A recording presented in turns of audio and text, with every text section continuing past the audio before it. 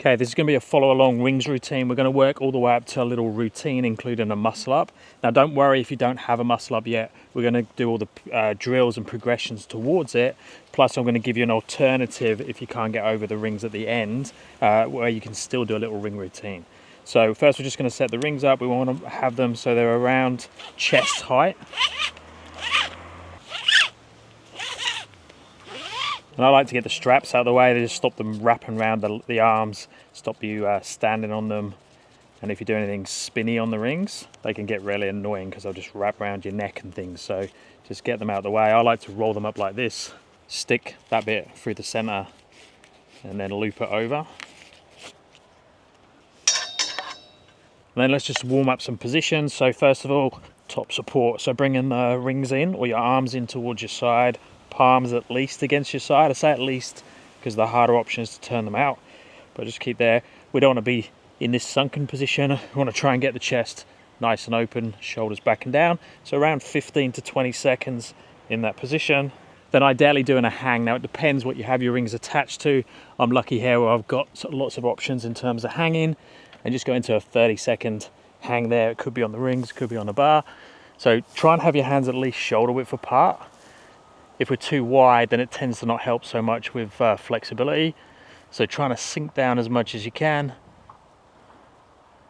And then once we've been there for around 20-30 seconds, we can just add in a little bit of scapular movement. So I'm just going to open and close the shoulder blades, where you're depressing and elevating them. So that's depression, that's elevation. Trying to do as much movement with the arms straight. And then back onto the rings, this time doing the bottom of a dip. So making sure that you have contact with the rings. Ideally we would be up in this position, so here. Now if that's too hard in that position, you can have light toe assist. So again, 20 to 30 seconds. Okay, then we need to start to make the wrists nice and happy. So with the false grip position that we're going to be mainly working on today for the muscle up, it's this closed position, so making sure you have some flexion there. We can do it on the floor. We can do the one where we take our fingers into a tight fist position, put the knuckles together on the back there. You can go up into that position, so that's going to help from a flexibility point of view. But probably the best way to do it is just to get on the rings as soon as possible. So in that position, so I'm going to have this contact with the ring, not like this. So it's like my hand is above the ring, even though my arm is below the ring. So I'm in that position, and then just putting a little bit of weight into that position. So it feels horrible to start with. I used to do a lot more ring strength training. I haven't done much recently, hence why I'm doing a bit more content on rings. You'll notice the content that I do is basically what I'm training. So I want to get a bit more back into it, build some conditioning back.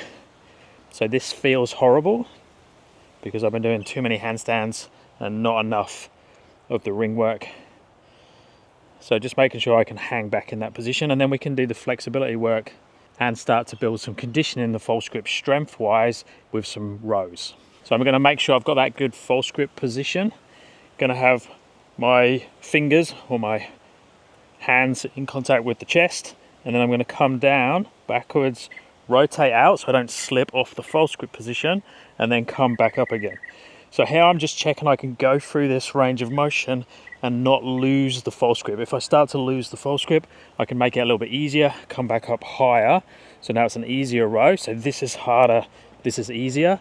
And then I'm just going to sink back, turn the rings out and back up again.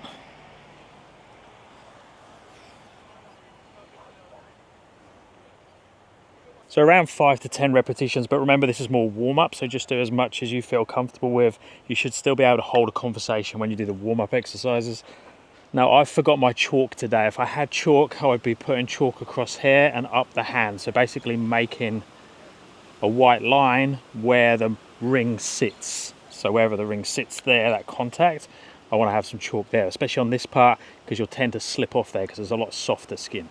I'm making it slightly easier for myself because I've got the tape on the rings. Okay, then I'm going to go into 5 dips. So if dips are easy, just bang them out on the rings. Make sure you touch the ring at the bottom all the way back up again. If they're not easy, just use a little bit of a toe assist. Either lower the rings down and have a bit more contact for longer, or just give yourself a touch like I'm doing now, just to give yourself a booster back up again. You can always put a step or a box there if you don't want to keep changing the height of the rings. Next, I'm just going to do a false grip hang. Now we've got some options when we do a false grip hang. We can hang out in different parts of the pathway of the chin up. Now a lot of that's going to be dependent on your flexibility. It's much harder to hold at the bottom position unless your flexibility is really good. It's much easier for most people to hold at the top position.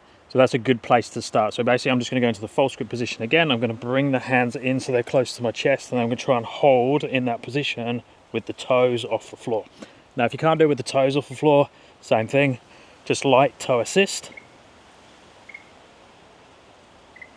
And again, 15 to 20 seconds for all these holds. But if you do find a weak link, like for me, it would be hanging with straighter arms. Ideally, I should put in a little bit more volume somewhere else in the week and do it consistently enough so I'm starting to condition that weak area. Okay, next I'm actually going to go through the transition part. So bottom of the dip all the way through to the top of the chin up and back again.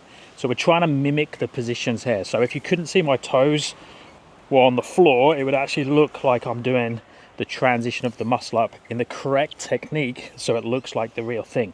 What we don't want to do is this type of thing, because it's not actually going to happen if my feet are off the floor. The rings are going to stay still and my body is going to move around the rings. I can rotate them, but I can't push them in and out. And my chest is going to stay very close to the rings. So we want to make sure that that starts to feel a bit more natural, because to start with, this is going to feel horrible and very foreign to our body. So 5 to 10 reps there, just again, see how it feels. If you don't feel comfortable in any way, this is probably where you need to spend a lot of time. It doesn't need to be super intense to start with, so you don't need to do it with no feet off the floor. You're probably better off doing higher repetitions as long as the technique is right, with lower intensity, and do it quite often, like every couple of days. Okay, next let's hit 2 drills in the same movement. So I'm going to do a concentric, so the up movement with a toe assist, and then I'm going to do a full eccentric with ideally no toe assist. But at this height we can pull in the toe assist as much as we need to. Now we have 2 options on the way up. We can have feet in front of us, so like this. This is going to make it much easier because I've got lots of weight in the feet. The harder variation and the one I prefer, so I'll try this one first to see if you can do it, is go from a kneeling position. So here, turn the rings out, so see I've got straight arms, and then I'm going to mimic the pathway of the full movement. Chest to the rings, turn over and push out. Now is when I do the eccentric, ideally with no toes on the floor. Coming round, top of the chin up and all the way down to straight arms. Now you see I've lost the false grip there, so that's not ideal. Ideally I would still have false grip there. I'll blame not having chalk, but it's also my unconditioned false grip position. But as long as you're not dropping through that transition on that eccentric on the way down, I'd try and go with no toe assist as much as you can. So let's give our false grip a little bit of a rest now and start to warm up the top of the movement. So once we go through this little routine that we're heading towards, we're going to have some time above the ring and we're going to have some time below the ring. So what are the skills that we can play with above the ring? So we're going to have that support position, which is our home. Home meaning we can rest, we can have a conversation there, we can hang out and get our breath back. And then we can go into some harder positions in that. We could go into a L-sit position. And then one I'd recommend that everyone does is the L-sit to shoulder stand. Now, if you don't have this, I'd learn it first on the P-bars. And if you are newer to it, stay in a tuck position, and you need to know how to exit out of it because you could fall over or roll through the rings.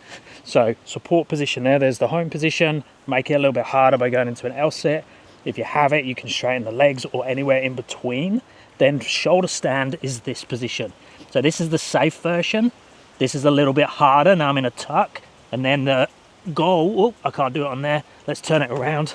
So the goal is to go from this position and open out into a straighter position like so. But if we're going to do that, if we're going to play with going into the tuck version to start with, we need to at least practice what's going to happen if we go over. Now a ring's this type of height and having this squidgy floor makes it safer. You just have to be careful if your rings are lower and you've got hard floor, because your heels can hit the floor really hard, or worse, your back would hit the floor. But if you practice this, it's not going to happen. So all we're going to do is go from this position, roll through the rings and come back out. So that's the worst thing that will happen if you start to go over in that shoulder stand. Go into a tuck, roll around with control. But ideally we would build the capacity to go from this or this to this, or with the legs straight and back again. So for repetitions, be able to go between those two. If that's too big a jump for you to go to that shoulder stand, just work on your L-sit in that position, and know when you get to the top after the muscle up variation that you're going to do, you can add in that L-sit. So with the routine, we're going to do the muscle up variation, whatever you have. We're going to go up into an L-sit or an L-sit to shoulder stand and back again.